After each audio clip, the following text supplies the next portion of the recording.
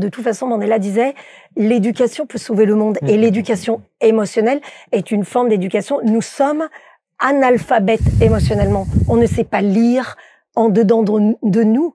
Alors comment on peut vivre au devant de nous? C'est Thomas d'Ansembourg qui dit ça. Et je trouve cette phrase tellement percutante. Merci d'être avec nous et bienvenue. On va parler d'un sujet qui nous concerne tous, d'un sujet que l'on devrait maîtriser tant qu'à faire. En tout cas, essayer de s'adapter dans les meilleures conditions quand l'émotionnel prend le dessus. Et c'est jamais très très simple. Mais il y a des solutions pour cela. C'est ce qu'on appelle l'intelligence émotionnelle. Comment maîtriser nos émotions? De quelle manière? Avec quelle approche? On va en parler avec mon invitée, elle est installée sur les canapés. Je suis très content de la recevoir parce que c'est un personnage. Elle s'appelle Béatrice Fornari. Hey, comment ça va, Béatrice? Bonjour Marc. Écoute, ça va très bien. Franchement, si ici je me sens pas à l'aise, je me sens à l'aise nulle part. On va parler des émotions. Est-ce que tes émotions sont bonnes à l'instant T? Elles sont parfaites. Bon. Je suis en joie. Est-ce que j'ai dit, peut-être une erreur d'ailleurs dans mon introduction, je parle de gérer ses émotions. Est-ce que ça se gère, des émotions? Absolument. En fait, ce qui se gère, t'as raison de la question. Ce qui se gère, c'est pas vraiment les émotions en tant que telles, parce que les émotions, elles nous viennent de l'extérieur. Il y a des émotions très primaires. Ce qui se gère, c'est ce qui se passe à l'intérieur de toi. Donc, dans l'intelligence émotionnelle, on appelle ça des états émotionnels.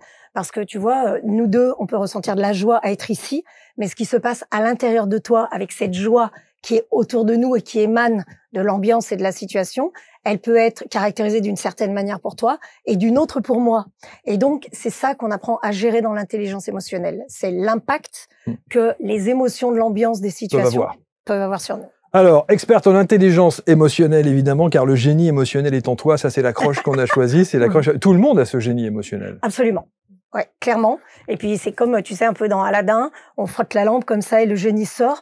Mais le sujet, c'est que nous, on nous a pas appris qu'on avait forcément tous un génie, une lampe, et puis que quand on se dit « Ah, tiens, si j'ai un trésor, je peux peut-être faire quelque chose de mes émotions, elles peuvent me servir à quelque chose », je sais pas comment m'y prendre en fait, parce que j'ai pas été éduquée, donc je sais pas où aller les chercher, comment leur parler, comment les écouter, quoi en faire après, à quoi elles vont me servir. Du coup, je suis un peu perdue, mais oui, tout le monde a un génie émotionnel. Est-ce qu'il y a des références quand on parle notamment de l'intelligence émotionnelle? Ah, complètement. Moi, par exemple, j'ai fait tous mes travaux de DU de neurosciences affectives et sociales. J'ai fait tout mon mémoire sur la gestion des émotions dans les postures professionnelles avec les travaux de Antonio Damasio dans les années 95. C'est un des premiers qui a commencé à parler de ça. Évidemment, beaucoup plus connu, Daniel Goleman. Mais Daniel Goleman, il parle moins du cerveau. Et lui, il parle justement de l'impact de développer son intelligence émotionnelle dans les postures professionnelles, dans nos pratiques de vie quotidienne.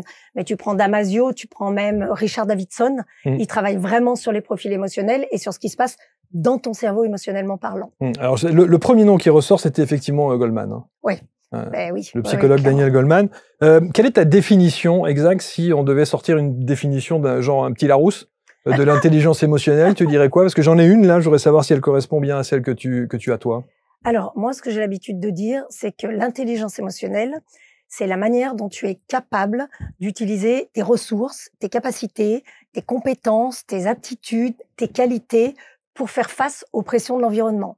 Que les pressions soient bonnes pour toi ou moins bonnes pour toi dans la situation dans laquelle tu es, plus tu vas être capable d'utiliser tout ce qu'il y a à l'intérieur de toi, plus ton intelligence émotionnelle est développée. C'est ça. Et la définition, en fait, du petit Larousse dit l'intelligence émotionnelle, c'est la capacité à reconnaître, à comprendre, à gérer, à utiliser efficacement ses propres émotions ainsi que celles des autres. Yes, exactement. Ça, tu vois, c'est ce qu'on dit, quand je forme, par exemple, ou dans mes conférences sur l'intelligence émotionnelle, ça, c'est les compétences de l'intelligence émotionnelle. C'est la raison pour laquelle on dit intelligence, parce qu'en fait, tu as besoin de tout ton cerveau pour parler à tes émotions. Parce que tout ce que tu viens de citer, identifier, reconnaître, exprimer, comprendre, utiliser, gérer, eh bien, ça, ce sont des actions. Et les actions ne sont pas gérées par l'émotionnel. Les actions sont gérées par notre mental, notre cortex, qui, lui, traite les fonctions exécutives, donc nous permet de faire le pas, y aller, écouter. Et donc, tout ça, c'est des compétences émotionnelles valorisées et développées dans l'intelligence émotionnelle. On va parler de tout cela, évidemment. On va parler de la conscience de soi, de la maîtrise de soi, de la motivation, de l'empathie, des compétences sociales et autres, c'est-à-dire gérer efficacement les relations interpersonnelles. C'est ça aussi l'intelligence émotionnelle. Mais juste un petit mot sur toi pour ceux qui ne te connaissent pas. Moi, j'avais... non mais attends, mais moi, j'avais l'image de Béatrice, artiste. Oui. Mais alors, qu'es-tu? Alors bon, là, je suis pas venue pour faire un sketch, mais on n'est pas à l'abri. En fait, qui je suis? Base de la base, je fais des études dans le tourisme, j'ai un DEA de tourisme, je crée des voyages atypiques, je voyage dans le monde et je crée des voyages pour des petits groupes de 4-6 personnes. C'est mon kiff, voyager, rencontrer, le titre, les rencontres, découvrir, etc. Puis, à force de voyager, je rencontre un Réunionnais dont je tombe amoureuse, et avec lequel j'ai 3 enfants en 4 ans. Là, je me dis, en termes de valeur, il y a un sujet, j'ai envie de m'occuper de mes enfants, je fais quoi? Du coup, comme j'adore les enfants, je rentre dans l'éducation nationale. Et là, j'enseigne à des petits bouts comme ça en classe de maternelle qui font ce qu'ils veulent, hein, entre nous. Donc toi, tu as un programme, mais eux, ils s'en fichent un peu du programme. Et je m'intéresse plus précisément. Oui, c'est ça. Du vécu. Mais ça, on ne te prévient pas à l'avance. Ouais. Et moi, je m'intéresse plus particulièrement parce que j'ai des enfants intégrés dans ma classe, aux enfants qui sont un peu, je dirais pas différents, mais qui ont des particularités que peu de gens comprennent. Dit atypique. Voilà. Donc après, j'apprendrai beaucoup plus tard tout ce qui est troubles TDAH. Ok, c'est les troubles du déficit de l'attention et de l'hyperactivité. Tout ce qui est troubles 10, les dyslexies, les dyspraxies, les dysphasies, les dyscalculies, et tout ce qui est, je mets des guillemets, au potentiel, c'est-à-dire des cerveaux qui ont une fulgurance qui fait qu'ils ne connectent pas les informations au même endroit, de la même manière, à la même vitesse que la plupart des autres cerveaux. Alors, je te coupe là un instant, parce que je voudrais qu'on revienne et qu'on s'attarde justement sur ce que tu viens d'évoquer. J'ai souvent eu l'occasion, au C-Canapé, de recevoir des gens qui viennent nous parler, effectivement, de ces troubles. On a aussi, en tant que parents, parfois, le besoin de se questionner en se demandant s'il n'y a pas une espèce de mode autour de ça, qui consiste à dire « j'arrive pas à gérer mon môme, donc c'est sans doute qu'il est au potentiel ». Non mais... Oui.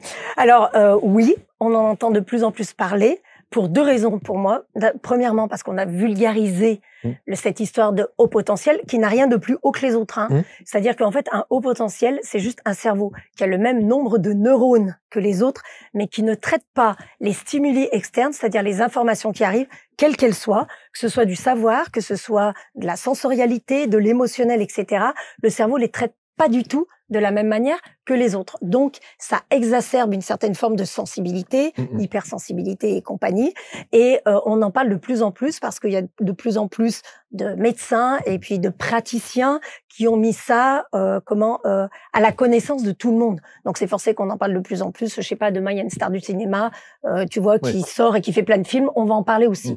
Ce qui se passe, et ce que je crois moi, c'est que de toute façon, comme la société dans laquelle on vit va beaucoup plus vite qu'avant, ne serait-ce que les jeux vidéo sont un phénomène qui, dans ce que je travaille encore en neurosciences, élève le niveau de haut potentiel, parce qu'un jeu vidéo te demande énormément d'attention, contrairement à tout ce qu'on peut penser que les jeunes aujourd'hui, ils sont pas attentifs, si ça a du sens pour eux, et si ils sont dans le flow de quelque chose qui les intéresse, ils peuvent être très attentifs, ils doivent prendre des décisions rapidement, il y a beaucoup de stratégies, ils jouent en réseau, donc avec plein d'autres gens, et donc ça demande au cerveau de faire flipper. Alors ça, c'est incroyable ce que tu viens de dire là, je vais te dire pourquoi.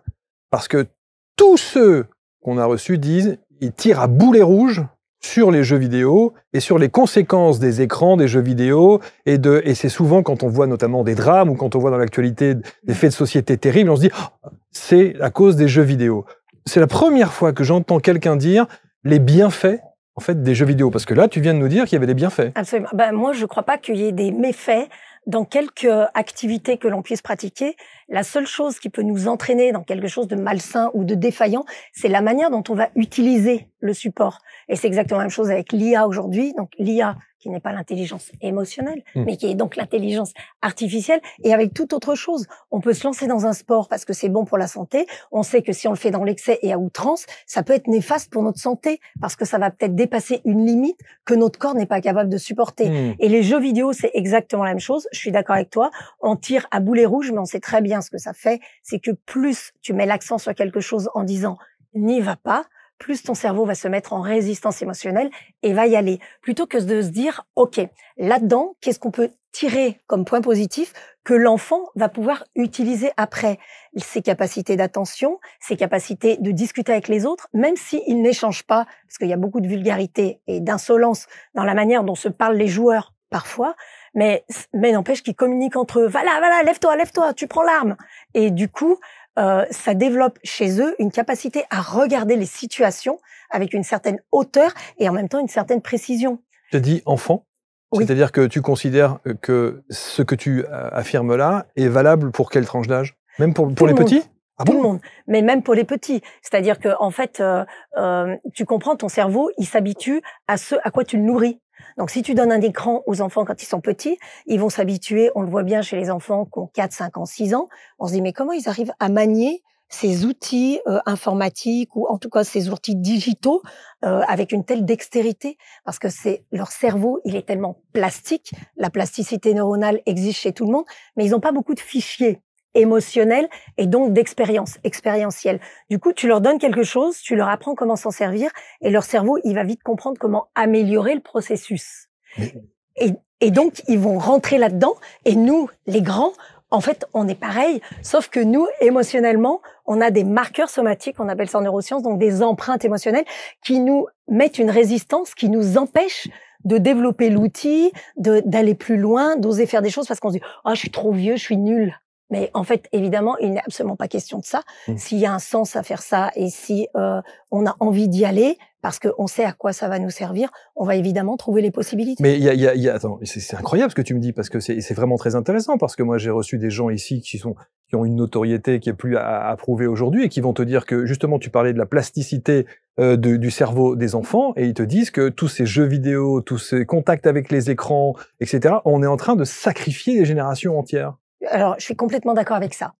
Pour la bonne et simple raison, parce qu'en fait, le sujet, ce n'est pas d'utiliser l'écran, c'est de l'utiliser, comme je disais tout à l'heure pour le sport, à outrance, donc dans l'excès, dans l'extrême, et surtout de ne pas expliquer à quoi ça peut servir en dehors du jeu vidéo, c'est-à-dire en termes de transférabilité, les capacités et les ressources que tu déploies dans le jeu vidéo, comment tu peux les déployer ailleurs. Et certains vont te dire que le fait que des enfants jouent comme ça, leur intelligence émotionnelle est modifiée parce qu'ils sont plus agressifs, plus d'insomnie, donc évidemment ça a des répercussions dans leur vie sociale et à l'école, etc., etc. Vrai ou faux alors? Exact. Moi, je suis d'accord avec ces propos-là. Je suis complètement d'accord. Mais c'est presque antinomique avec ce que tu as dit juste avant. Non, le seul sujet que je dis, c'est que moi, je dis pas c'est tout blanc, c'est tout noir. Donc en fait, un jeu vidéo n'est pas tout noir. C'est toujours l'utilisation qu'on en a par rapport à nous et notre cerveau. Si on va trop loin dans les limites qu'on a ou qu'on n'a pas, évidemment qu'on va faire une bascule dans quelque chose qui, finalement, va nous desservir. Sauf que tu as des pédopsychiatres qui vont te dire de 0 à 8 ans, pas d'écran. De 0 à 8 ans, pas d'écran. C'est comme quand j'étais instite, on disait les bandes dessinées. D'ailleurs, il y en a encore plein qui le disent, pas forcément des enseignants, hein, mais qui disent les bandes dessinées, c'est pas de la lecture. Les mangas, c'est pas de la lecture. Voilà, je sais pas d'où on sort ces sujets-là. Moi, ce que je sais, c'est qu'effectivement, ton cerveau, il crée des empreintes émotionnelles en fonction de ce à quoi tu l'habitues. C'est sûr que si tu joues des mois et des années en insultant les autres, en étant campé dans ta chambre devant ton écran, c'est sûr et certain que, comme évoquent certaines personnes, les écrans, ça va être néfaste pour ta vie, comme tu le disais, pour tes relations sociales. Bon, en tout cas, ça n'est qu'une histoire de dosage. Absolument. Ça, c'est ma croyance. Et c'est ce que le système limbique, c'est-à-dire notre cerveau émotionnel, nous explique aussi. C'est-à-dire qu'à partir du moment où on se rend compte qu'on devient addict, donc complètement dépendant, mais on sait que n'importe quel type de dépendance, selon le niveau auquel on le met, ça va nous être on va avoir derrière ça des comportements déviants. Bon, tu vois. Donc je rappelle, tu es une maman de 3 enfants, que tu avais cette vie à 200 à l'heure, que tu décides à un moment donné d'aller faire un DU, un diplôme universitaire, de quoi? De neurosciences affectives et sociales. Donc en fait, j'étais, à force de me rapprocher de ces enfants un peu différents, pas différents, particuliers, qui avaient leur teneur à eux. Singularité. Voilà, singularité. Merci. Merci beaucoup pour le mot. Je me rapproche de certains services dans les hôpitaux. Puis je vais pas citer des noms. Et là, je me dis, moi, j'ai un sujet avec ces enfants-là et dont je retrouvais un peu de comportement chez mes propres enfants. T'as toujours des résonances. Et je dis, il y a des choses que je comprends pas. C'est-à-dire que comment ça se fait que des fois, quand ils sont contents, ils se mettent à me lécher le bras. C'est ce qui se passait, tu vois, j'en avais 12, j'étais en ITEP, ils te prennent le bras, ils te lèchent et tout, t'es là, tu sais même pas si tu peux, bon, moi je te parle de 20 ans en arrière, mais tu sais même pas si t'as le droit de les laisser faire ça, tu vois, tu sais pas, parce que du coup, est-ce qu'on va pouvoir venir te chercher? Et à l'inverse, peut-être 5 minutes après, ils sont pas contents, ils prennent la basket, ils te la balancent dans la tête, tu vois. Et moi, un jour, je dis à l'équipe médicale, quand on fait les équipes de suivi, je dis: je comprends pas en fait les émotions qu'ils vivent, c'est trop compliqué pour moi, et je pense que je vais lâcher l'affaire parce que je crois que je suis pas une bonne accompagnatrice, que en termes d'enseignement, il y a des choses que je loupe, dont je passe à côté. Et là, on me dit: mais tu sais qu'il y a un DU de neurosciences affectives et sociales. On était en 2007. Après, j'ai soutenu en 2008 ou 2009 à la fac de médecine à Lyon 1. Puis je dis: bon, moi, je peux pas trop. Enfin, j'ai jamais fait de médecine et tout ça. On me dit: comme tu enseignes auprès de ces enfants-là, tu es dans l'enseignement spécialisé. Ça s'appelait l'ASH à l'époque dans l'éducation nationale. Fais une demande, dépose un dossier. Moi, je pense que j'ai beaucoup de courage et beaucoup d'audace. Je dis: de toute façon, au pire, je peux recevoir un non. Mais si je dépose pas le dossier, je sais pas. Donc, comme ça m'intéressait profondément, je dépose. Je reçois beaucoup de petits, pas vraiment reproches, mais des gens qui disent: mais à quoi ça sert de faire un truc sur le cerveau? C'est 17 ans en arrière de aujourd'hui, au jour où on se parle. Les émotions, on s'en fiche, etc. Bref, je suis prise. Je fais mon DU. Je soutiens un mémoire sur la gestion des émotions dans les postures professionnelles. Ça change ma vie. Ça change totalement ma vie, ma manière de regarder. Je suis encore émue aujourd'hui parce que ça tombe au moment où on annonce la maladie de mon père et qu'après, il est décédé de toute façon en quelques mois. Et je me dis, c'est d'émotion. C'est le socle de nos vies d'humains parce que nous ne sommes pas des fers humains, on nous le dit. Nous sommes des êtres humains. Et après ça, cette éducation de l'être, on nous la donne pas à proprement parler. Nos parents nous éduquent, nous font passer des valeurs, nous expliquent, fais ci, fais pas cela, dis comme ci, dis pas comme ça. Et puis nous, on comprend comme on peut, on interprète comme on peut, on le vit comme on peut. Et en vérité, le fondement de qui nous sommes émotionnellement, à quel niveau ça vient nous taquiner ou nous chatouiller, ce qu'on nous dit, ce qu'on nous fait, etc. Et que les gens disent: oui, mais enfin, tu te rends bien compte que t'as pas un comportement normal. Et du coup, on se sent tellement coupable et on se dit, on se dénigre tout seul. Donc ce DU, il a duré combien de temps, ce DU? 2 ans. 2 ans, et puis, il change ta vie pour le coup. Je sors de là, je dis: c'est pète sa mère, ce truc. C'est voilà. Alors ça, c'est très vulgaire, mais c'est ce que disaient toujours mes ados à cette époque-là. Alors du coup, je leur ai dit: si vous continuez à le dire, parce que moi, je voulais que mes adolescents parlent avec un langage plutôt châtié, tu vois, parce qu'une éducation qui est quand même réglo. Et je dis: je vous préviens, je vais mettre ça dans mon premier spectacle. J'arrive sur scène, je dis ça. Et ils me disent: arrête, tu vas nous faire honte. Bon, comme ils ont choisi de ne pas arrêter et de ne pas dire c'est génial, c'est surprenant, c'est extraordinaire, ils ont continué à dire ça pète sa mère. Bon, du coup, c'est une dédicace spécialement pour eux.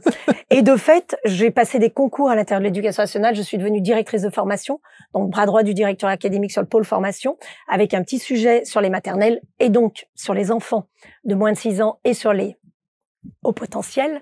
On les appelait comme ça vraiment à l'époque. Et là, j'ai créé des tas de process de formation en lien avec la gestion des émotions, la gestion du stress pour les enfants, pour les parents, pour les cadres de l'éducation nationale. La question qu'on se pose, c'est que quand on voit la situation aujourd'hui dans les écoles, on a envie de se dire: mais qu'est-ce qu'il reste de ce travail-là? Alors évidemment à ton échelle, mais qu'est-ce qu'il reste? Est-ce que les travaux que tu as pu mener, tout ce que tu as pu mettre en place dans le cadre de l'éducation nationale, mais est-ce qu'ils ont fait écho quand même ou Alors, non, c'est pas allé loin, parce que le directeur académique de l'époque m'a dit: c'est fantastique, parce qu'il savait ce que je déployais en termes de formation. La rectrice aussi, mon chef, il était enchanté. Et puis un peu plus haut, ils n'ont pas vraiment apprécié cette histoire d'intelligence émotionnelle, parce que c'était important pour moi d'appeler les choses par leur nom. Alors un chat, ça s'appelle un chat. Donc si on fait de l'intelligence émotionnelle, on va pas dire qu'on fait de la gestion des émotions. Non. Parce que on développe notre cerveau qui, lui, stocke toutes nos empreintes émotionnelles. Donc, on développe une forme d'intelligence qu'on n'a pas appris à développer précédemment, celle de nos émotions. Donc, c'était important pour moi, cette terminologie. Alors, du coup, j'ai dit: si je peux pas mettre en place ce que j'ai vraiment envie de mettre en place dans l'éducation nationale, je vais aller le faire ailleurs. Donc, j'ai démissionné de l'éducation nationale. Alors, pour les personnes qui m'écoutent, j'ai quand même mis 4 ans à l'époque, parce que voilà, j'ai essayé un chemin, ça marchait pas, un autre chemin. Je me suis fâchée avec personne parce que j'ai exprimé très clairement ce qui était important pour moi et le sens que ça avait. Donc, je suis plutôt tombée sur des personnes qui m'ont aidée à construire mon chemin, qui m'ont accompagné, qui ont dit tiens, et si tu faisais comme ci, comme ça, à l'intérieur même du système, hein, des N+1, N+2 au niveau hiérarchique. Puis voilà, je suis sortie du système, j'ai monté ma boîte il y a une dizaine d'années et je ne fais que de l'intelligence émotionnelle et aussi en spectacle. C'est pour ça que tu me parlais de l'artiste. Eh oui. Mais en fait, quelle que soit la modalité, moi, ce que je veux, c'est impacter des millions de gens pour leur dire, vous avez un génie émotionnel avec lequel il suffit de parler. Puis des fois, vous ne serez pas d'accord avec lui. Bon, alors vous serez peut-être en colère, vous allez pleurer, mais ça, c'est OK. Mais c'est pas juste cette phrase, c'est OK, c'est qu'est-ce que j'en fais après. Découvrez les week-ends ABC Talk à Lille et Lyon. Week-end consacré à l'exploration du soi et à l'expérimentation. 2 jours d'ateliers en immersion totale pour découvrir ensemble les voies de la connaissance de soi, de la reconnexion corporelle, de l'apaisement émotionnel ou encore de l'élévation spirituelle. Imaginologie, shadow work, breathwork, déprogrammation des schémas limitants, boom sonore, rigologie, numérologie, rééquilibrage de l'être, color-décothérapie, hypnose, voyage chamanique, énéagramme, transgénéalogie. 16 heures d'atelier et une occasion d'apprendre et de grandir collectivement avec de précieux savoirs et des outils concrets pour cultiver notre bien-être au quotidien. 2 jours de pleine immersion avec les week-ends ABC Talk à Lyon les 2 et 3 novembre, à Lille les 30 novembre et 1er décembre. Les week-ends ABC Talk, préparez-vous à vivre une expérience collective transformative. Réservation abctalk.fr.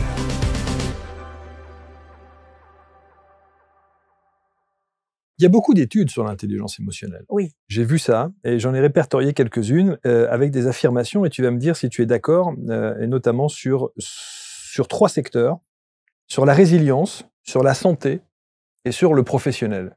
Quand on parle d'intelligence émotionnelle, on dit une intelligence émotionnelle plus élevée chez une personne permet aux individus de mieux faire face aux épreuves et de se remettre plus rapidement des situations stressantes. Vrai ? Pour moi, vrai.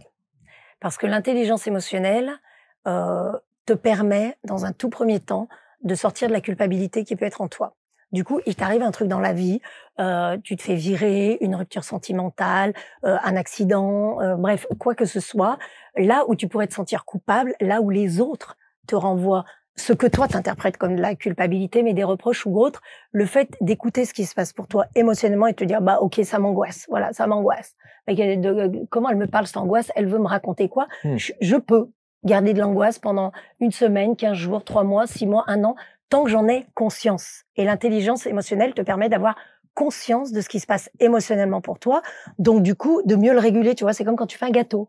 Si tu as conscience que tu as mis du sucre, du chocolat, de la farine, de la levure et que le gâteau, il a pas le goût que tu veux, comme tu connais les ingrédients que tu as mis dedans et que tu connais même ceux que tu pourrais associer, eh ben, tu vas pouvoir t'amuser avec la recette jusqu'à trouver la bonne. Ça, c'est sur le sentiment de culpabilité. Là, c'était sur la résilience, précisément. Est-ce que ça veut dire que l'intelligence émotionnelle permet, face à des situations compliquées, je pense notamment à des situations de deuil, la perte de quelqu'un, etc., permet de mieux gérer C'est ce que je crois, c'est ma croyance. Parce que la résilience, et c'est pour ça que je relie ça au sentiment de culpabilité, pour moi, la résilience ne peut venir et tu ne peux vivre ça et cette prise de recul qui est pas un éloignement de la situation, qui veut pas dire que tu es plus triste, etc., que si tu te sens plus coupable. Tu vois, si tu te sens coupable de pas avoir par exemple, dans le cas d'un deuil, passer assez de temps avec la personne, où tu lui as pas dit tout ce que tu avais envie de lui dire, ou voilà, des choses comme ça. Tu lui as pas dit je t'aime, ou que tu regrettes.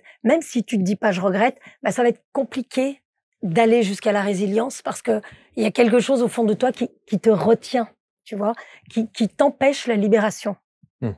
Et c'est en ça que la culpabilité, la résilience, je les mets ensemble et que ce passage-là, eh bien, c'est ton intelligence émotionnelle qui va te permettre de le vivre.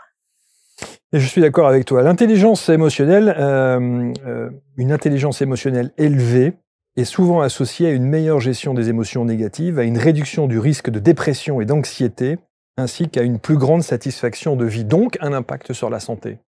Clairement, c'est ça, je corrobore aussi cette croyance, je dis vrai. Et surtout, dans ta phrase, il y a un mot qui me tilte, c'est les émotions négatives. Alors, ce que j'ai appris, moi, sur le cerveau, c'est qu'en fait, une émotion, elle était ni négative ni positive. Elle vient t'apporter un message, une info sur ce qui se passe à l'intérieur de toi. Et c'est toi qui l'interprètes. Voilà. Et en fait, si jamais, pour toi, eh ben, c'est quelque chose qui vient te bousculer en termes de frustration. Oh, ça vient te créer un truc, tu vois. Soit t'es énervé, agacé, soit t'es, comme je disais tout à l'heure, paniqué, ça te met du stress négatif, ou alors même découragé, tu vois, genre je lâche l'affaire. Cette frustration va créer en toi un sentiment de négativité. Donc tes états émotionnels, là, on va pouvoir dire que les états émotionnels, eh bien, ils sont un peu, pas aller jusqu'à destructeurs, mais ils sont négatifs pour toi parce qu'ils te permettent pas d'avoir des comportements adaptés à la situation et donc des résultats à la hauteur de ce que tu as envie d'avoir. Okay, et c'est sûr que ça a un impact sur ta santé parce que imagine-toi que tu as une boussole, tu vois.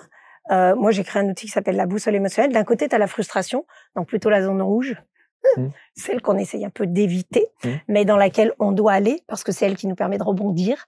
La seule chose, c'est qu'on n'est pas obligé d'y aller à 10 sur 10. Quand on y est à 2 ou 3 sur 10, on peut se dire « Ah, c'est le moment de rebondir. Là, émotionnellement, ça vient me chercher, ça vient me travailler. Je vais me poser un petit peu, je vais voir ce que je peux faire. » Et de l'autre côté, il y a la zone verte, celle que moi j'appelle la joie.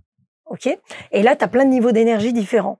Donc, à chaque fois que tu vas dans la frustration, puis c'est plusieurs fois par jour, parce que les fluctuations émotionnelles, elles sont toujours là, ça a un impact sur ta santé. Parce que la frustration te demande beaucoup d'énergie pour sortir de la frustration. Et puis, tu passes de l'énergie à gérer des choses sur lesquelles tu peux rien. Robert qui t'a énervé, les embouteillages où il y avait trop de monde sur la route, tu vois, des piles qui manquaient dans un micro. Donc, normal.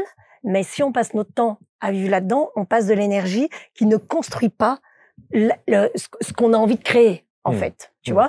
Du coup, forcément, ça a un impact sur ta santé parce que tu ronges ton énergie.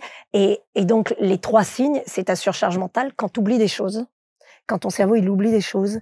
Quand il pense pas à, etc. Ça, c'est vraiment un signe que ta santé mentale, eh ben, elle est un peu en danger. Quand ton stress, au lieu d'être positif, et de te stimuler, il passe en mode négatif et qu'il est en train de t'enfermer. Ça, c'est aussi un autre signe qui vient chercher ta santé. Et puis, quand tu te fais mal, tu vois, quand tu te fais mal, bah, évidemment, c'est aussi quelque chose qui t'appelle et ton système émotionnel vient te dire quelque chose que tu n'avais peut-être pas vu. Et c'est valable pour tout le monde.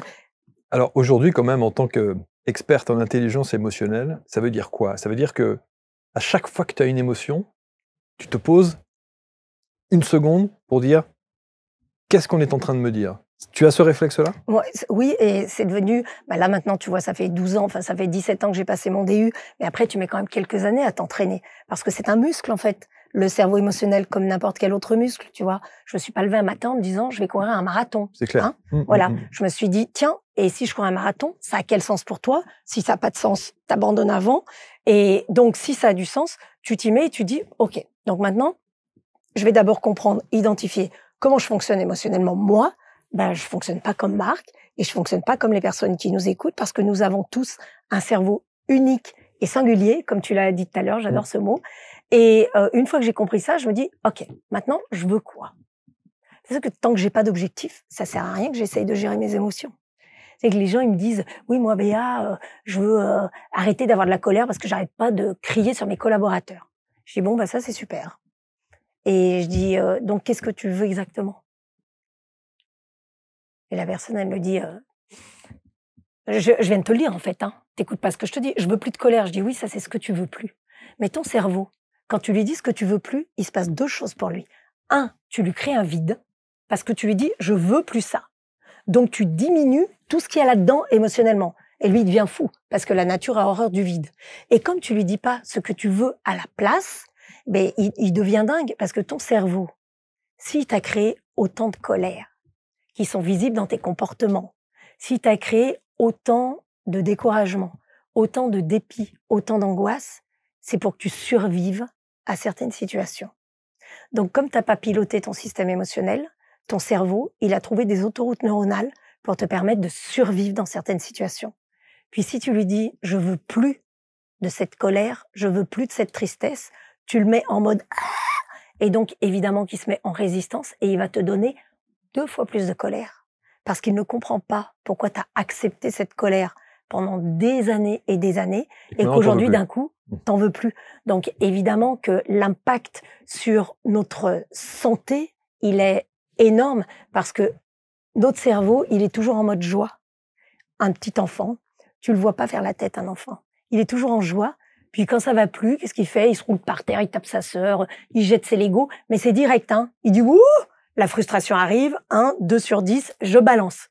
Mais évidemment qu'il le fait pas forcément avec une forme correcte et acceptable, pour la bonne et simple raison qu'il a en face de lui des adultes qui sont pas des modèles dans la gestion des émotions. Donc il sait pas comment faire.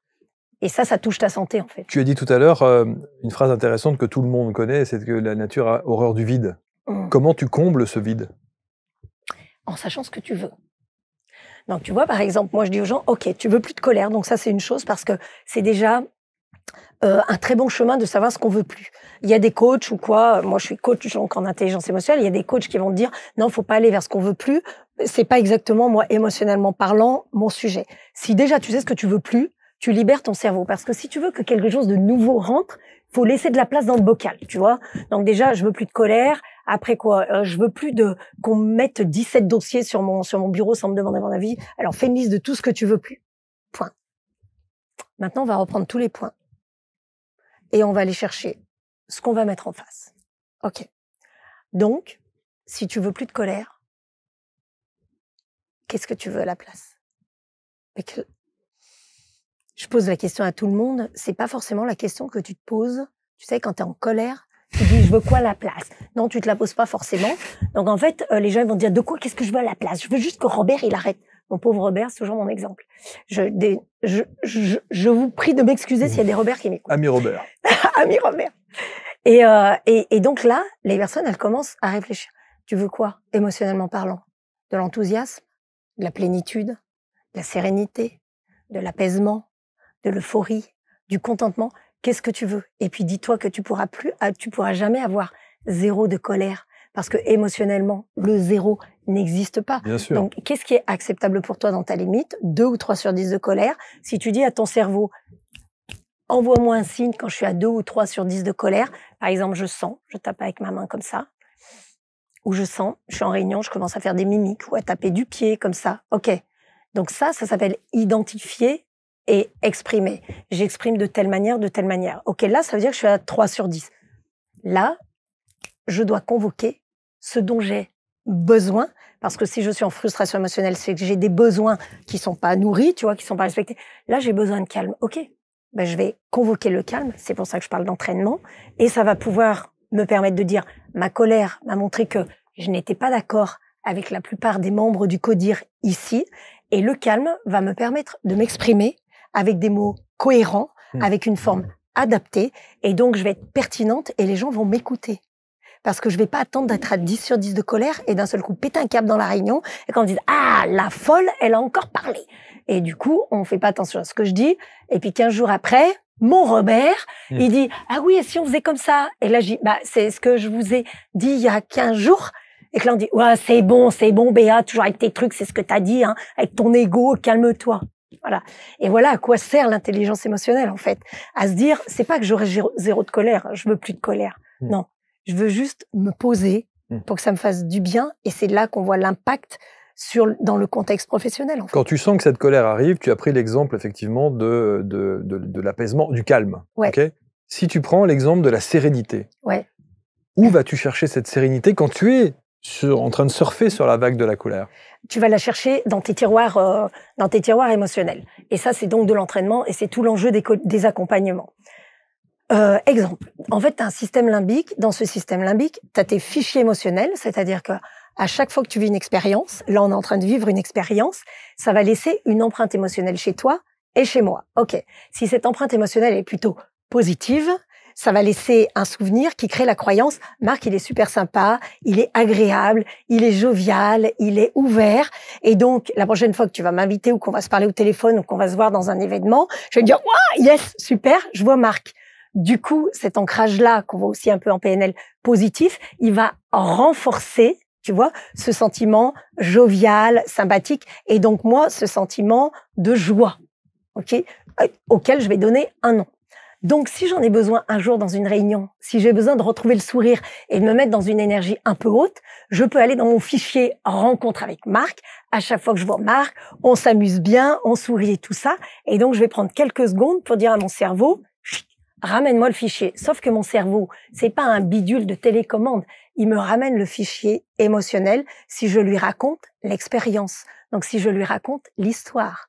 C'est pour ça que les enfants adorent les histoires et qu'ils adorent qu'on leur raconte 17 fois la même histoire, parce qu'émotionnellement, on n'est jamais dans le même état. Donc, pour eux, c'est jamais la même histoire. Et donc, je me raconte dans mon cerveau l'histoire de Marc, je le revois, je revois le studio, je vois son sourire, je vois ses yeux qui pétillent, je suis à ma réunion et pendant 3-4 secondes, je suis dans ma bulle émotionnelle, je retrouve le sourire et là, je suis capable de dire, si je peux me permettre, voilà. Non, pas tout de suite, j'aurais juste, voilà, mon point de vue. Merci. Et donc, je suis très calme, je suis très sereine et ça me permet ensuite de partager ce que j'ai à dire. Tu parlais justement de l'aspect professionnel, on a parlé de la résilience, on a parlé de l'impact sur la santé. Il est dit également que une intelligence émotionnelle élevée, toutes ces personnes sont souvent mieux équipées pour travailler en équipe, gérer le stress et intégrer efficacement les collaborations avec l'ensemble des équipes. Oui, visiblement, c'est le cas parce que ça permet effectivement de stabiliser. Alors, mais tous les managers de France, tous les dirigeants de France, toutes les sociétés de France devraient faire appel à toi. Et exact. Mais c'est 80% de mon activité, l'entreprise, quand même. Donc là, je suis fière d'avoir suivi un chemin auquel personne ne croyait. Parce qu'il y a 17 ans, l'intelligence émotionnelle, autant te dire que les gens, je suis certifiée en plus au test de Baronne pour faire passer le test de quotient émotionnel, qui en France n'est pas très connu quand on en parle. 15 compétences émotionnelles gérées par ton cerveau en fonction de comment travaille ton cerveau. Cortex gauche, cortex droit, limbique gauche, limbique droit. Voilà, il n'y a pas grand monde qui connaît ça. Et moi, je suis fière tous les jours de dire que j'y ai cru et que ça avait un sens pour moi et que du coup, j'ai bien fait de marcher sur ce chemin-là. Mais ce que je voulais rajouter sur le contexte professionnel, c'est que au-delà de toi, d'être capable de te fixer des limites, d'accord, dans ce que tu es capable de vivre émotionnellement et de transformer ça tranquillement à l'intérieur de toi. Puis si tu pètes un câble dans une réunion un jour, c'est possible. Et puis c'est aussi possible de dire, bon les gars, je vous prie de m'excuser. Je sais que là, j'ai dépassé un peu les limites, mais je suis revenu un peu à moi et je vais vous exprimer ce qui s'est passé pour moi et ce qui est venu me chercher. Alors, Marilyn, quand tu as parlé de ça, machin, donc là, ça a commencé à m'agacer parce que moi, je trouvais que ça, c'était pas juste. C'est juste mon interprétation, mais etc. Plus on va exprimer, plus on va mettre de la clarté dans la communication et donc de la clarification.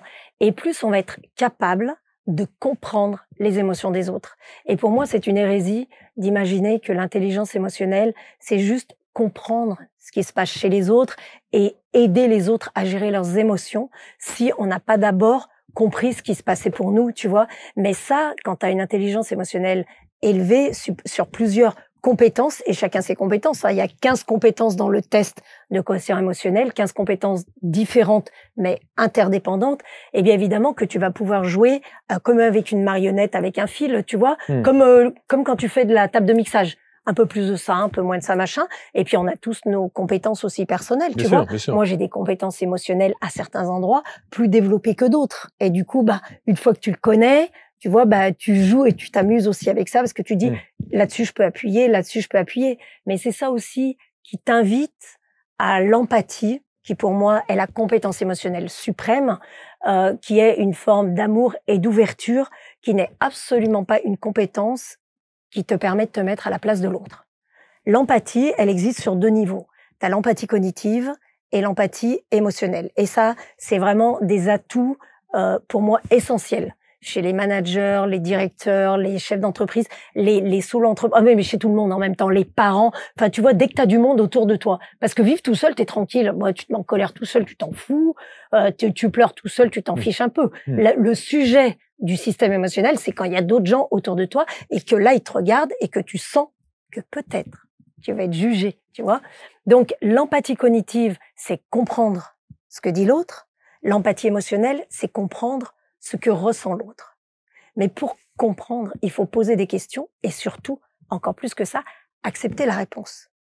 Donc, quand la personne que tu n'apprécies pas trop en contexte professionnel te dit, moi, il s'est passé ça, parce que quand tu as dit ça, j'ai l'impression que tu te prends pour le grand chef.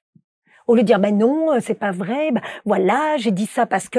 Non, juste, tu as posé une question. Puis, écoute la réponse de l'autre, parce qu'elle est en train de te parler de ce qui s'est passé émotionnellement pour toi. Donc là, tu peux peut-être rebondir sur d'autres questions, ou peut-être arrêter là, tu n'as pas besoin de surenchérir si vraiment ton but dans l'empathie, c'est de comprendre ce qui se passe. Parce que imagine que l'empathie, comme je l'entends parfois, mais voilà, chacun sa définition aussi, mais dans l'intelligence émotionnelle, on la voit comme je viens de l'expliquer. Imagine que l'empathie, c'est se mettre à la place de l'autre en imaginant que se mettre à la place de l'autre, c'est le comprendre.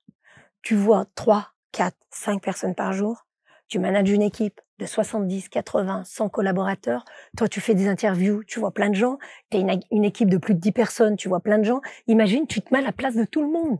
Tu finis ta journée, t'es comme sûr. Ça, tu vois, t'en peux plus en fait. Tandis que si, plutôt que de se mettre à la place de l'autre, tu sais quelles sont tes limites et jusqu'où tu peux aller, il y a des personnes, tu vas pas leur poser de questions ou tu vas pas leur demander ce qui se passe pour elles aujourd'hui, si toi, tu estimes, émotionnellement parlant, que t'es pas capable d'accepter leurs réponses parce que là, tu es au bord de tes limites. Ce matin, tu t'es mal réveillé, tu as mal dormi, le petit était malade, il y avait un pneu crevé à ta voiture. Donc, tu dis, ouais, c'est pas le jour à demander à Nadine si elle va bien, en fait. Parce qu'elle va jamais bien. Donc, je pourrais pas recevoir sa réponse, tu vois. J'écoute et je bois tes paroles parce que je trouve, évidemment, on sent que tu connais parfaitement le sujet, que tu le maîtrises parfaitement. Il faudrait des heures pour rentrer dans le détail de tout. Mais la première sensation, en tout cas la première chose qui me vient à l'esprit quand je t'entends parler de ça, je me dis, l'éducation nationale d'où tu viens n'a rien compris. Non mais, si on t'apprenait dès le départ l'intelligence émotionnelle, la manière effectivement dont tu peux accueillir les choses en fonction de ce que tu ressens et de tout ce que tu as décrit depuis 45 minutes là, mais ça changerait la face de l'humanité. Exact. Je peux pas dire plus que ça. Et je crois que c'est pas forcément les intentions. Voilà, moi je me permets de le dire parce qu'en fait, on comprend aisément, même si on n'est pas aguerri, que comme on ressent des émotions, on les a tous en nous. Si on se sentait mieux, en fait, si on avait plus de joie dans nos vies, si on vivait à 80% dans la joie, la loi de Pareto, 80-20 et 20% de frustration, juste suffisamment pour nous remobiliser, pour continuer de créer, pour continuer de construire ensemble et tout ça, ça générerait tellement de paix et d'amour en soi et donc les uns avec les autres que ce serait un monde idéal peut-être. C'est pour ça que je le mets en spectacle d'ailleurs. Ou trop idéal. Ou trop idéal, mais ça pourrait nous emmener dans un champ des possibles infini, tu vois, où tout est vraiment très possible. Et ce qui est assez, pardon de te couper, mais ce qui est assez intéressant aussi, c'est que quand on est face à toi et à ton expertise et à ton enseignement, je me dis que qu'on soit parent, qu'on soit chef d'entreprise, qu'on soit politique, qu'on ait des postes à très haute responsabilité, ou qu'on soit auto-entrepreneur et qu'on ait... L'intelligence émotionnelle est un outil indispensable. Absolument. D'ailleurs, je suis très fière de dire que depuis à peu près 4-5 ans, l'intelligence émotionnelle, même si ça reste voilà comme ça, est passée dans la plupart des études concernant le boulot, donc le contexte professionnel, dans le top 10 des soft skills, des compétences les plus recherchées par les entreprises. Bien sûr. Encore faut-il donner les moyens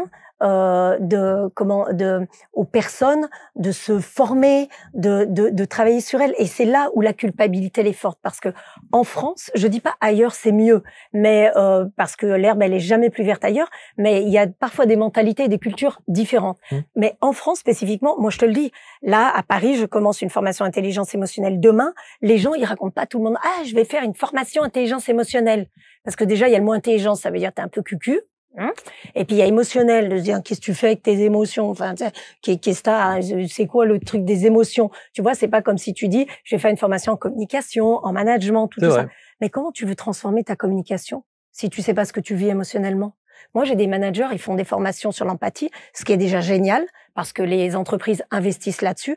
Donc, ils apprennent comment écouter l'autre, comment l'encourager, comment le considérer, comment l'amener à son meilleur niveau, comment développer ses potentiels, comment voir les talents, etc. Ok, mais le jour où t'es pas bien émotionnellement, ton empathie, tu sais pas trop où elle s'en va, et d'ailleurs, tu te le prends dans la tête. Il y a des gens qui disent « Eh ben, dis donc !» ta formation sur l'empathie, ça a pas l'air de bien fonctionner.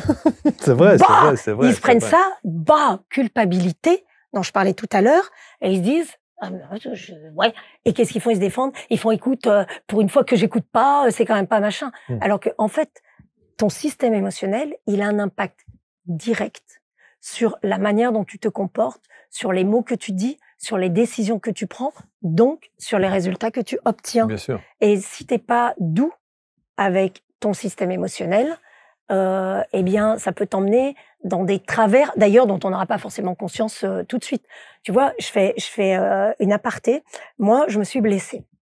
Grosse blessure, il y a quelques semaines, qu'on voit pas à l'écran, mais voilà, grosse blessure. Et je suis venue quand même, parce qu'il y a des choses qui sont importantes pour moi et qui ont du sens, et je continue à les vivre. Ok, il y a plein de personnes qui me renvoient du développement personnel, qui me renvoient, oui Béa, alors c'est quoi le cadeau caché? Alors comment t'as compris les choses? Alors comment tu l'analyses? Tu vois, tu fais trop de choses, tu vas trop machin, alors entre la scène, bref. Et moi je leur dis, vous savez quoi? Ben, j'ai pas honte de le dire, c'est là où tu sens la culpabilité. Et je dis, j'ai pas encore vécu, je crois, et j'ai l'humilité ou la vulnérabilité, je sais pas, ou la faiblesse, chacun mettra le mot qu'il veut, de le dire, j'ai pas encore tout vécu émotionnellement par rapport à cette blessure qui a été traumatisante pour moi. C'est un gros choc émotionnel. C'est ton pied, hein. Voilà. Donc j'ai fait une triple fracture de la malléole, avec opération, j'ai des plaques, des vis, je vais me faire réopérer dans quelques temps, j'ai des béquilles, je peux pas poser le pied par terre, etc. C'est pas grave. J'ai le moral. Donc j'ai la joie en moi. Et en même temps, je peux pas cacher qu'il y a des journées, je me dis, ah, je vais faire, ah non, je vais pas le faire. Parce que je suis devenue totalement dépendante des autres, et de tout.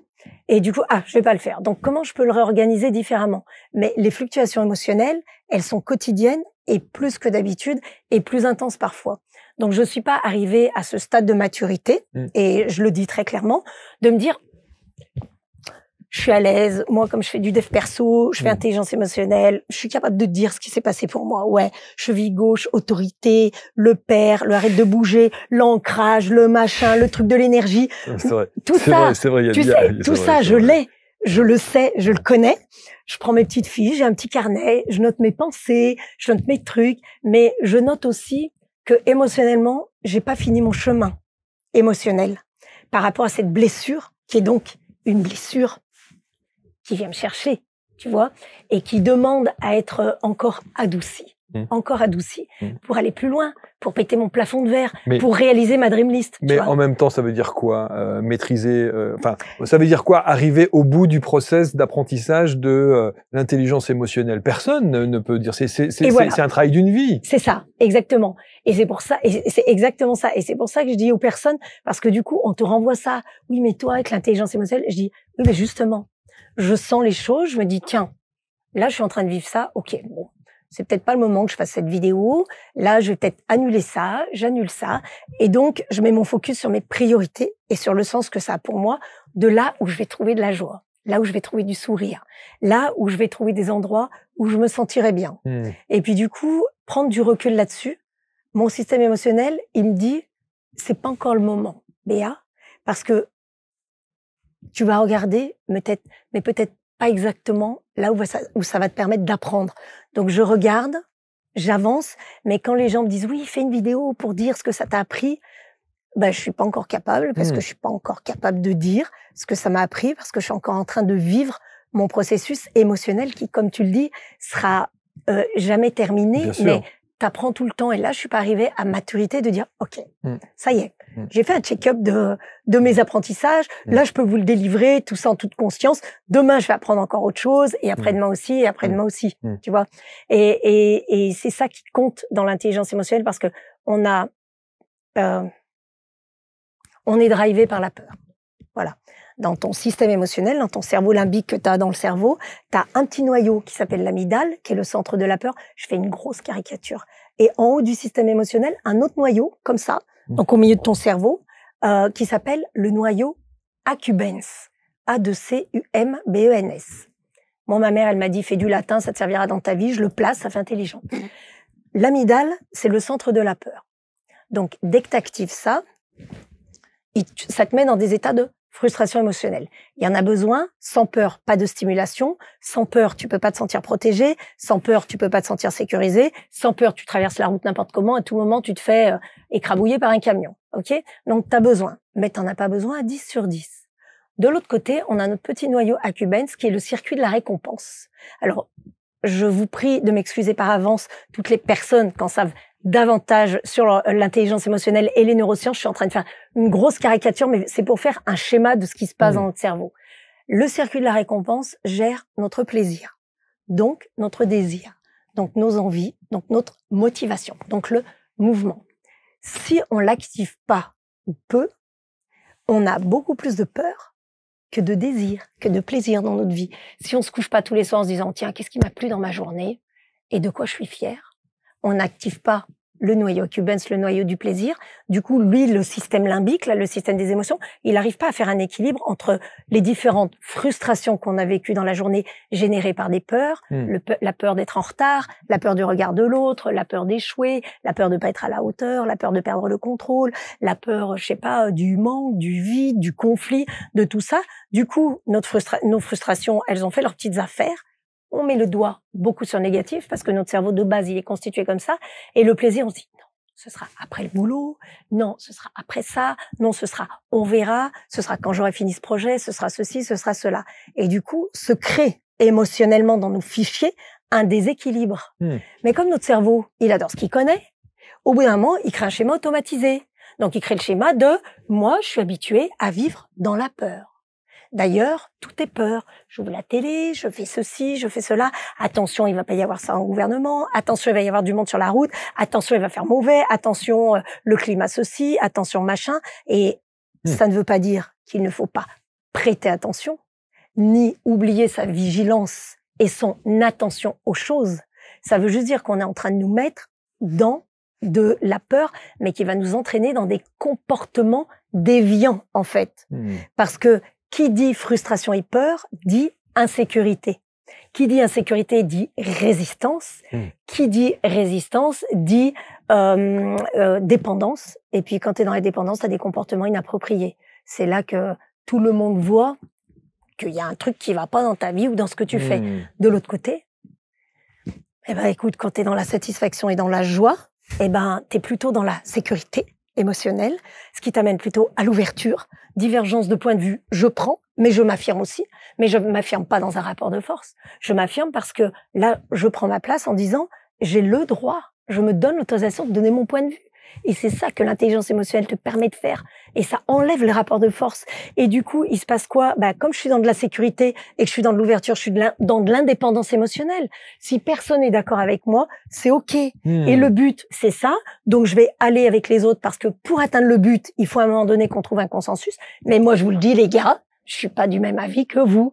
Et du coup, ça me met dans des comportements appropriés, dans des discours appropriés, avec une forme que tout le monde peut entendre. Waouh, c'est OK. Ouais, bien sûr. Tu vois ? Et c'est en ça, voilà, comme tu le dis, que évidemment, nous avons cette croyance partagée que l'intelligence émotionnelle, et c'est pour ça que je mets tout mon focus là-dessus, et même dans mes spectacles. On va y revenir. Oui, ça peut sauver le monde. De toute façon, Mandela disait, l'éducation peut sauver le monde. Et l'éducation émotionnelle est une forme d'éducation. Nous sommes analphabètes émotionnellement. On ne sait pas lire en dedans de nous. Alors comment on peut vivre au devant de nous? C'est Thomas d'Ansembourg qui dit ça. Et je trouve cette phrase tellement percutante. Tu vois. Tu parlais justement du spectacle. Est-ce que tu as souhaité mettre ça en scène pour l'expliquer d'une manière théâtrale et d'une manière plus douce, ou est-ce que voilà, c'est du théâtre et que c'était une autre passion et tu t'es dit je vais cumuler les deux? C'est les deux. Parce que moi, j'ai 3 phrases fétiches, et dans mes 3 phrases fétiches, il y en a une, c'est la diversité crée la richesse. Puis moi, ça me dérange pas qu'on mette des étiquettes. Voilà. C'est-à-dire que moi, je peux être coach, je peux être ceci, je peux être cela. C'est pas un problème. Le sujet, c'est ce que je fais des étiquettes. Et si j'ai envie de me les mettre toutes dessus, je me les mets dessus. Et puis je dis, je vais faire un melting pot de ces trucs-là. Tu vois? Parce que de toute façon, je dis aux gens, mais si t'es pas dans une case, t'es où? Alors, les gens, ils me regardent, ils font, hein? Je dis, OK. Si t'es pas dans une case, où est-ce que tu te balades? C'est comme sortir du cadre. Si tu sors du cadre, t'es où? Tu vois? Non. C'est tellement vrai. Oui. Par contre, si t'élargis ton cadre, tu repousses tes limites, tu grandis, c'est de la croissance personnelle et du coup collective. Et là, du coup, tu crées un champ d'action qui est ouf. Mais si tu sors du cadre, tu te balades dans l'univers, on sait pas trop où. Et du coup, tu te dis surtout, je rentre pas dans le cadre. Mais tu sais que si tu veux réussir une aventure, faut que t'aies un cadre. Parce que si t'as pas de cadre, si t'as pas de structure, si t'as pas de limite, ben c'est là où tu te fais avoir. C'est là où tu peux te perdre. Bon, bref, peu importe. Moi, j'ai pris toutes les étiquettes. J'ai mis mes étiquettes. Alors, je sais faire du coaching puisque je suis coach RNCP. J'ai bossé là-dedans. Je fais de la formation, je fais machin. Et je suis prof d'impro. Et je dis, moi, mon but, en 5 ans, c'est de toucher des millions de francophones dans le monde avec l'intelligence émotionnelle. Donc, mes conférences, ça va pas suffire parce que je suis pas encore au niveau de certains, machin. En revanche, j'ai une passion dans laquelle j'ai de l'excellence aussi, pas de la perfection, mais de l'excellence. Je suis prof d'impro. Bah, écoute, je vais utiliser l'improvisation théâtrale, une de mes autres compétences, et je vais la mettre au service de l'intelligence émotionnelle en faisant ma salade interne.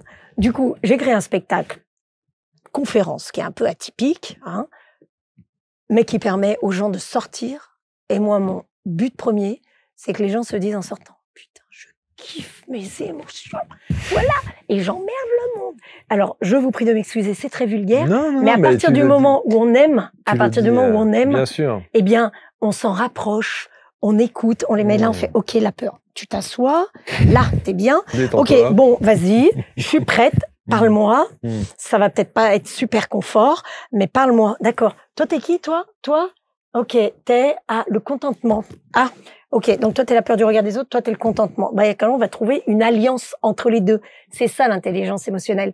Et moi, quand les gens arrivent à mon spectacle, ils trouvent des petites étiquettes sur les tables avant d'entrer dans la salle, qui sont des étiquettes émotionnelles. Donc, d'état émotionnel, hein. Ils vont pas trouver joie, ils vont trouver contentement, enthousiasme, euphorie, béatitude, angoissé, ils vont trouver énervé, agacé, désespéré, déprimé, apaisé, serein, bref, tout ça, il y en a 60.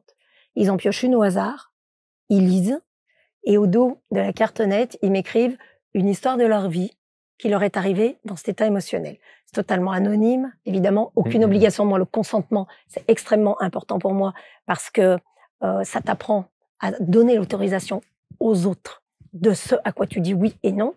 Et d'ailleurs, on devrait le faire tous les matins dans les entreprises parce qu'on n'est pas de la même humeur tous les matins. Bref, quand ils arrivent dans la salle, moi après sur scène, j'ai ce gros bocal qui scintille avec tous les papiers des gens. Je les pioche au hasard.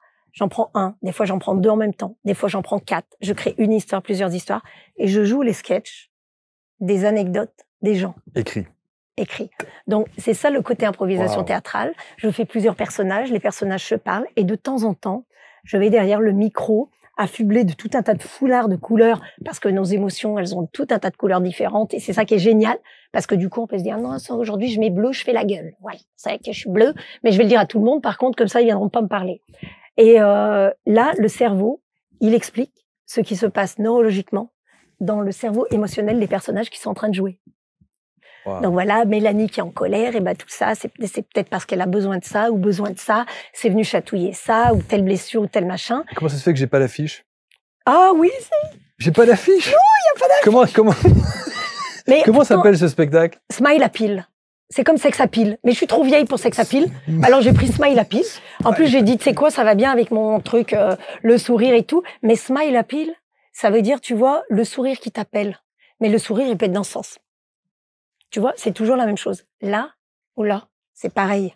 Et tu peux accepter celui-là. Et ça te fait aller pécho. Tu vois, je reste un peu dans le sexe. Ça te fait aller pêcher ton sourire et te dire, qu'est-ce que tu as envie de faire de ce sourire? Si t'es pas capable aujourd'hui de le mettre comme ça, c'est pas grave.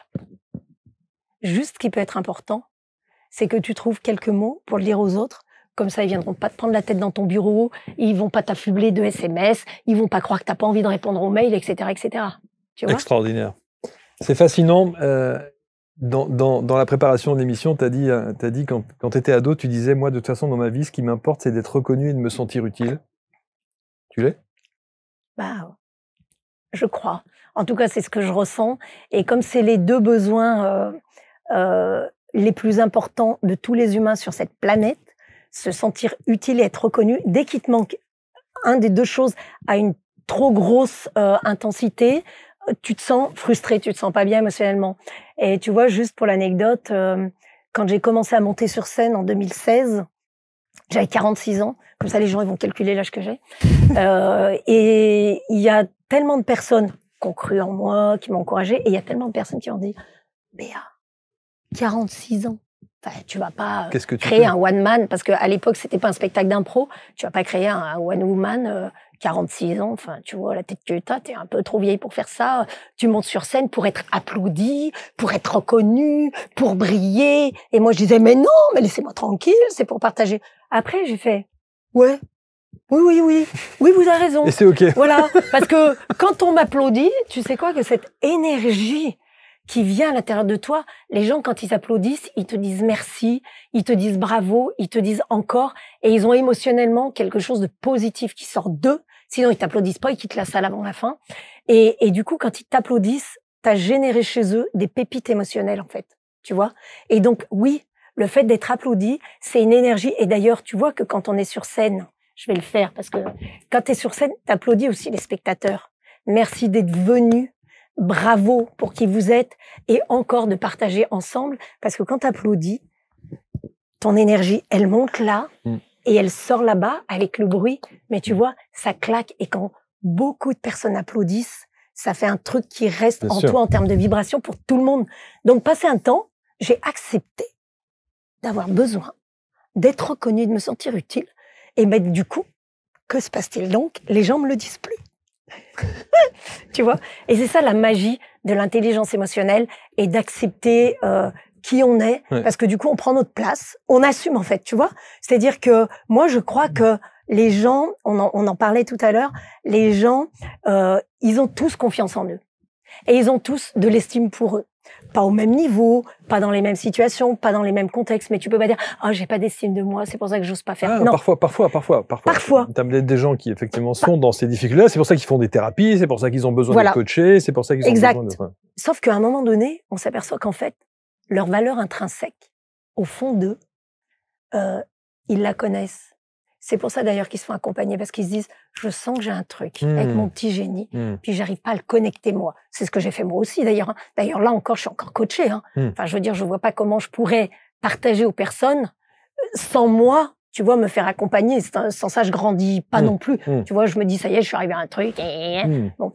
Et ce que je crois et ce que j'ai compris, c'est qu'à un moment donné, le plus compliqué, c'est d'assumer.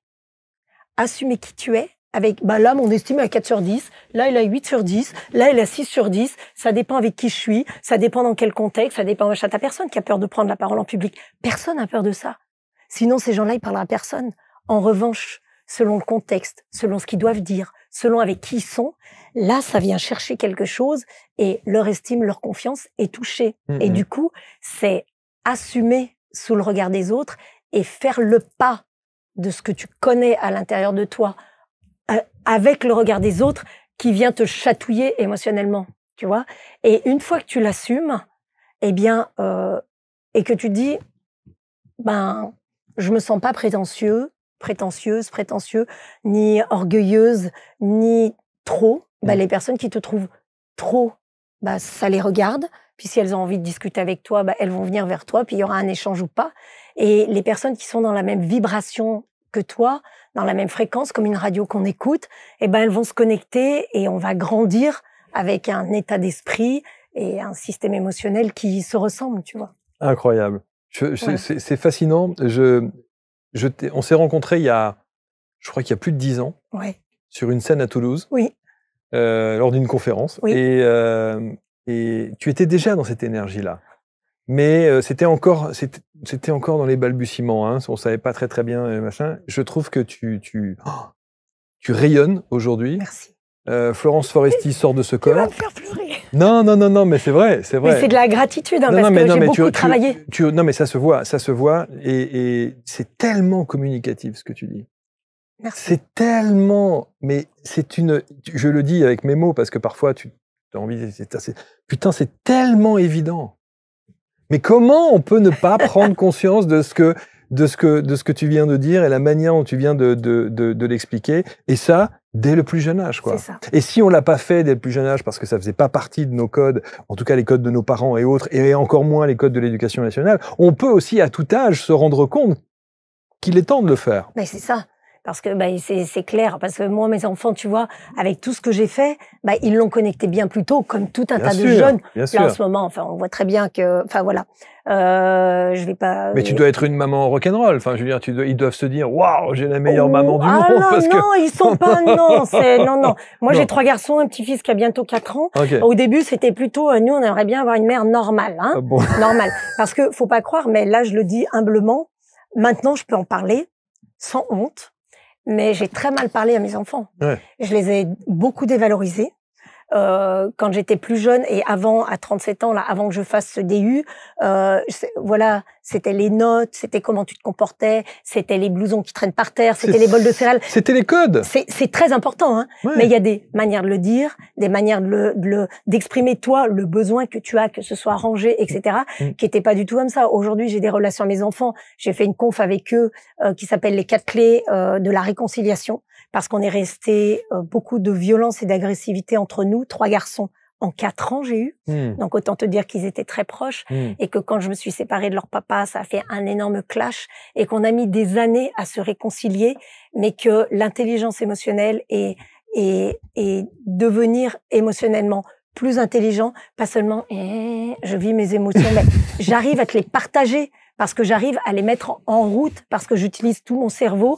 C'est ce qui a créé entre nous une richesse de la communication et des liens que nous tissons aujourd'hui, qui sont d'une force. Enfin, voilà, je souhaite ça à tous les parents, à toutes les personnes dans leurs entreprises, parce que on n'est pas toujours d'accord, voilà, mais on arrive à se parler et surtout, on a compris qu'il n'y avait pas d'enjeu là-dedans, tu vois. Et merci pour ces retours. Parce que les gens croient que c'est inné. Puis tu sais, je voudrais juste dire ça. Mon enjeu aussi, c'est de faire comprendre aux gens avec les spectacles que en fait, c'est pas soit t'es drôle et sotte, soit t'es sérieuse et intelligente. Parce que souvent, les personnes, c'est ce que tu peux renvoyer comme énergie. Et je me suis rendu compte que parfois mon humour un peu décalé ou ma légèreté, eh bien, m'empêchait de faire comprendre aux personnes ce que je connaissais. Scientifiquement parlant, à mon petit niveau, moi je suis pas du tout médecin ni rien, mais dans ce que j'ai appris, construit, dans ce que je me suis formée pendant presque une dizaine d'années, du coup quand même sur l'intelligence émotionnelle, et du coup c'est ça que j'aimerais réconcilier. Et dans mes spectacles, je réunis des publics qui viennent de tous les horizons et des gens très sérieux.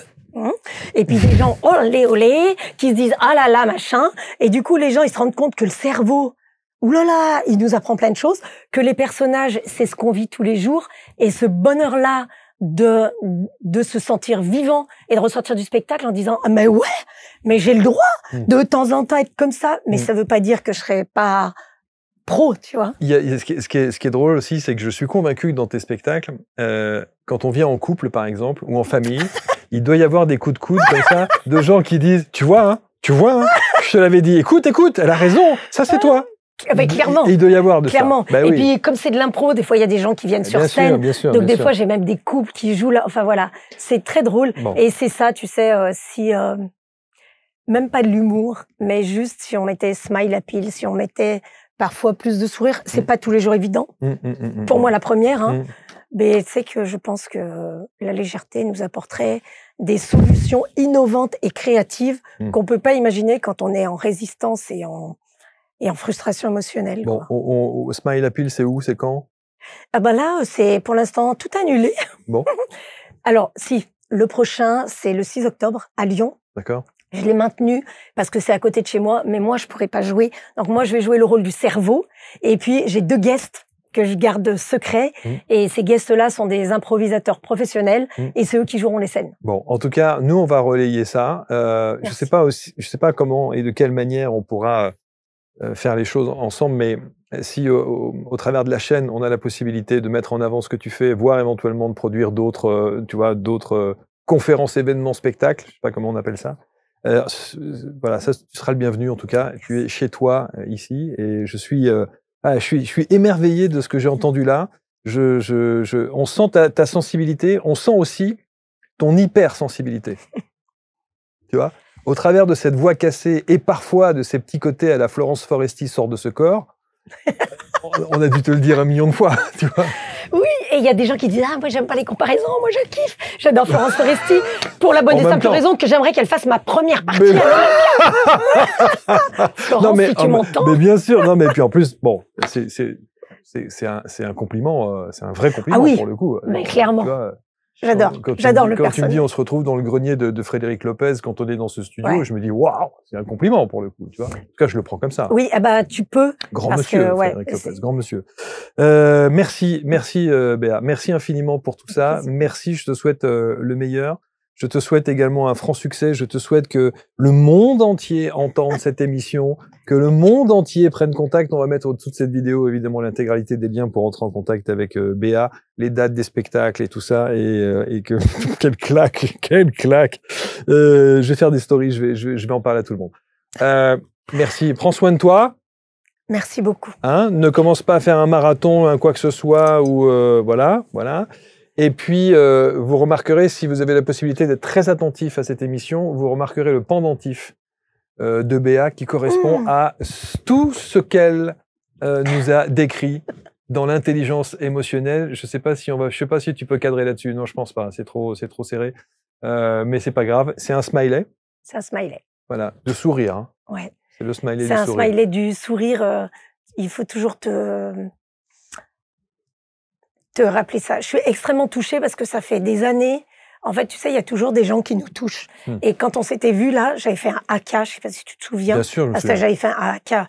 Pour moi, c'est un ancrage au sol et une force énergétique, émotionnellement parlant, qui est ouf. Et je me suis toujours dit, quand t'as sorti ABC, je regarde plusieurs vidéos. J'ai dit, je veux aller faire une interview avec Marc. Parce que je sais, tu parles de sensibilité, d'hypersensibilité, et c'est pour ça le grenier de Frédéric Lopez, tout ça. Oui, parce qu'il y a une profonde... Tu sais, en théâtre, on dit il y a toujours des sous-textes. Et le sous-texte, c'est ce que ne dit pas le personnage, mais qui se sent, qui se vit, qui passe, en fait, tu vois. Et c'est ce que j'avais ressenti, c'est ce que je ressens à travers tes interviews. Merci. Et là, je vais pas pleurer en direct, mais j'ai mes petites larmes de joie, de joie.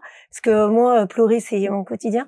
Mais de gratitude, parce qu'il y a des moments qu'on vit dans notre vie. Déjà, il n'y a jamais de hasard, que de belles synchronicités et rencontres. Ouais, et je le savais. Et ça ne fait que le confirmer à une échelle là. Donc, merci infiniment pour tes questions, pour la qualité de ton interview. Merci. Et franchement, pour ton professionnalisme, parce que je peux te dire que j'en fais des interviews et que voilà. Mais parce qu'on a le temps. Tu vois, on a le temps de parler, on a le temps de se poser, on a le temps de se dire, et tu vois, on dépasse le timing et on s'en fout. Tu vois, on fait les choses comme on les ressent avec en tout cas, l'authenticité et voilà. Moi, j'ai besoin d'être comme ça. En tout cas, elle s'appelle Béatrice Fornari, spectacle, conférence, atelier en entreprise, même pour les particuliers, tu peux faire ? Oui. Et on va faire des choses. Merci, je t'embrasse. Bon courage. Merci. Et prends soin de ta jambe et de ton pied. Évidemment, c'est important. Vous allez commenter, j'en suis convaincu. Vous partagez, bien évidemment, et vous commentez avec bienveillance, comme toujours. Allez, salut.